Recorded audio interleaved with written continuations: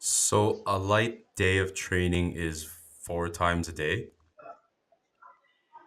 3 times a day, but that probably adds up to about 4 hours. Well, I'm a pussy. Okay, so, right. Like, if anyone is listening, Yeah. Pete trains like 4 hour. A light day for Pete is 4 hours of training a day. For any of you out there skipping warm ups, you gotta get your you gotta check yourself. You know what I mean? Yeah, and like I actually have the opportunity to do it. So I don't like frown upon people who, work 9 to 5s, who have kids, but if you have the time like I have the time and you're not doing anything with it, then I look down upon you. I look at you with a kind of a weird skeptical eyes, so um so yeah, absolutely. If you have the time, if you have the time in the day to spend doing something, you know you should devote it to something like jujitsu. It might not be jujitsu you want to devote it to, but it should better your life in some way, and that's the only secret I have, is really that I'm passionate about what I do. I love jujitsu. I love it so much that training 4 hours a day that's a light day. I'd rather do it more. I really would. If my body could deal with it, if it wasn't so taxing, then I would train 6 hours a day every single day if I could. You know. Yeah, you have a really great mentality. It's sort of that thing where if you want something, you should go all in. You know what I mean?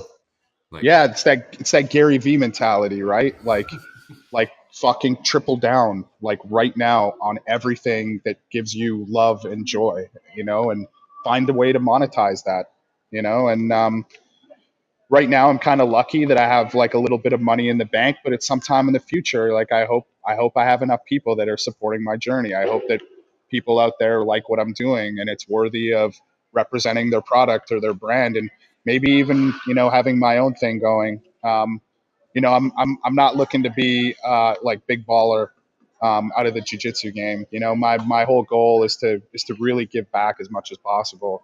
Um, but but I would like to make a life out of this just as much as anybody else.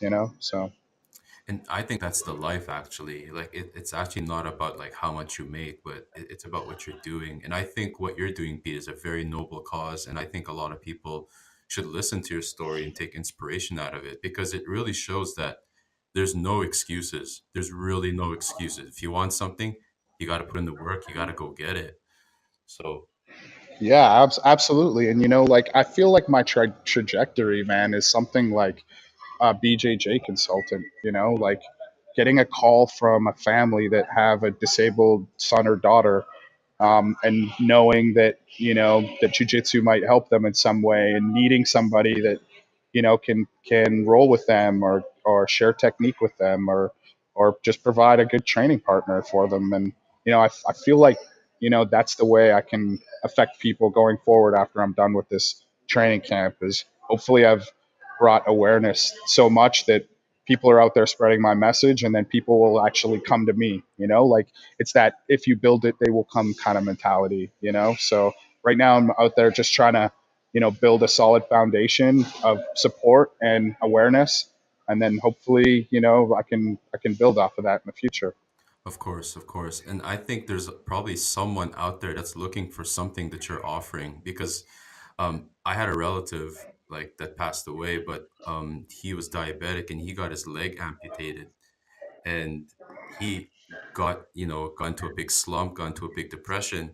And that makes me think, what about, children out there that are going through like the same thing, young kids that don't know who to look up to, don't know who to ask, like these really hard questions. So Yeah, man. And like, please, if anybody's listening that has questions like this about, training jujitsu, please get a hold of me on Instagram, deadweightjj, Twitter, deadweightjj. My Facebook page is Pete McGregor. Um, but yeah, please, please. It's actually funny that you say that diabetes story, because I just got an Instagram message from a guy who went to a gym like 2 hours outside of city in Canada called Toronto, Mm. and he lost both of his legs to diabetes. And there was a black belt at the gym who told him that jujitsu probably wasn't for him. Oh, And like, I've never, I like, it really takes a lot for me to get angry these days, man. But when I heard that, that really made me upset. And anybody that does jujitsu knows like that attitude just is not what we want, as a representation of jujitsu. So I'm so glad he reached out to me. I'm so glad he saw my videos. I'm glad he felt inspired to go back out there, and he's actually driving those 2 hours to come to one of my seminars, to come and see how I roll. And that inspiring people, man, even if it's just one. I know it's not just one, but stories like that particular one just really drive me so much to keep doing what I'm doing. yeah, that's beautiful, man. See, like sometimes it's not even about the money, just changing someone's life. Something like that is something that can never be taken away. Like that'll be with you like for the rest of your life, you know. So, Yeah, man, absolutely, absolutely. but you're pretty hardcore, man. Like you take us back to that story. You sold your house, you sold your guitars, you sold your car just to do this entire journey, for yourself. Um, how did your family feel about that? Like, do you have a wife, girlfriend, or anything? No, actually, the reason I was selling my house at the time was because I was going through a divorce. Oh, okay. Okay. So it was pretty easy to. I don't have kids, but no, my family's been really supportive. My family knows that I do crazy shit all the time. So the doing of jujitsu, I think my mom was a little. She was worried about because she's a nurse. She's a registered nurse.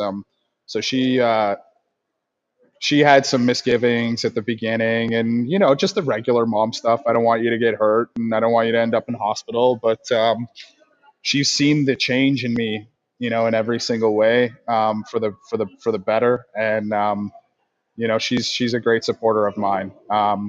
And my brother is one of my biggest fans. My brother phones me all the time, and he pumps me up. And he tried to get me on the local news stations. And he's just been a really great person, in my journey, family or not. He's just been really supportive. And yeah, I've been super glad to be able to have such awesome family, just giving me love.